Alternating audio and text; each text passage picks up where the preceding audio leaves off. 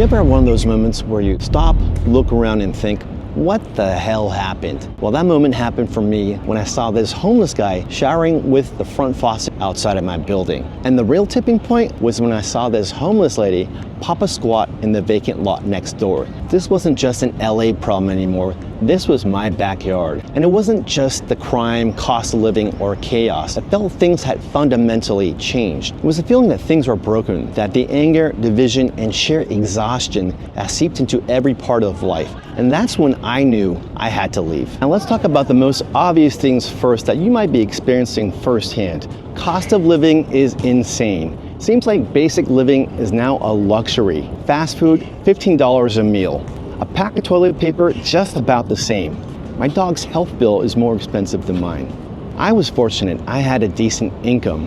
But even for me, as a single guy with no kids, I'm feeling the squeeze. I can't imagine for a regular family with kids how they're getting by. I mean, rent, up. Groceries, up. Taxes are ridiculous. Sales tax in LA is 9.5% up to 10.75% in some parts of the city. And yet, quality of life was going down. But what made it worse?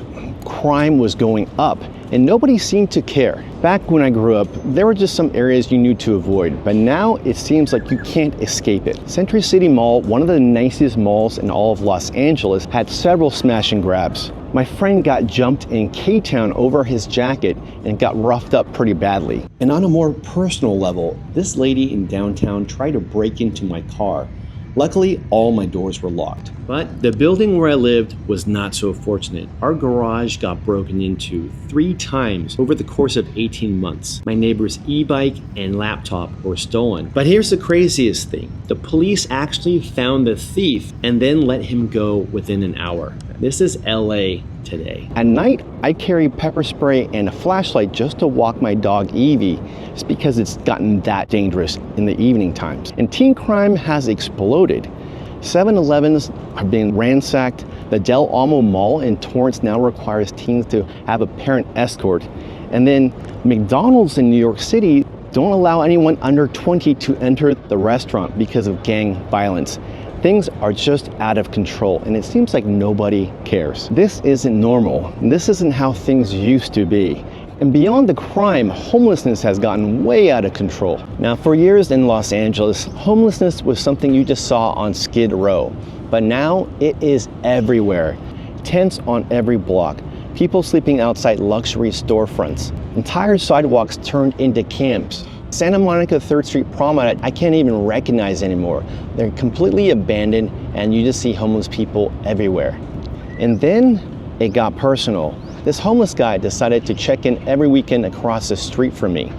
And then the same homeless lady who went to the bathroom next door to me decided to move into one of the empty rooms in the new apartment building. And that for me was the wake-up call. I just couldn't ignore it anymore. And the worst part of it all, the city wasn't just falling apart physically, but it was falling apart socially. People didn't just disagree with each other, they hated one another. Politics completely polarized. Race, identity, religion. You say the wrong thing, you could get canceled. And then came the protests and riots after George Floyd. It was nuts in LA. 3rd Street Promenade, Melrose, Beverly Hills, all got looted and burned.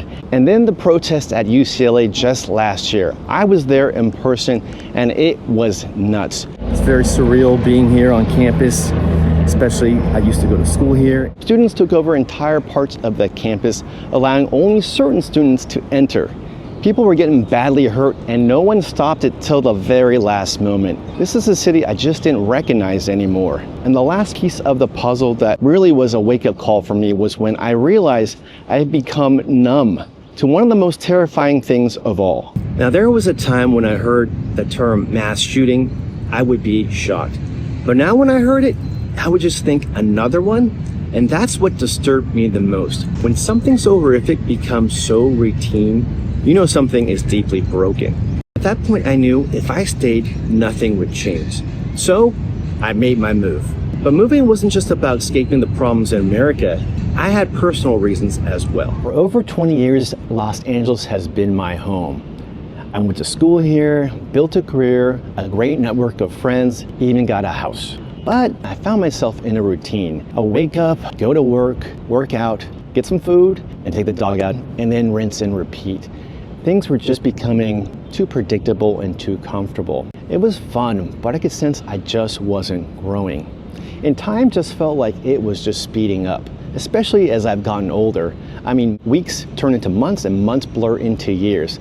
This really hit me when I was scrolling Netflix the other day and I saw The Matrix came out in 1999, which was over 26 years ago. And then Batman Begins, another favorite of mine, was 20 years ago.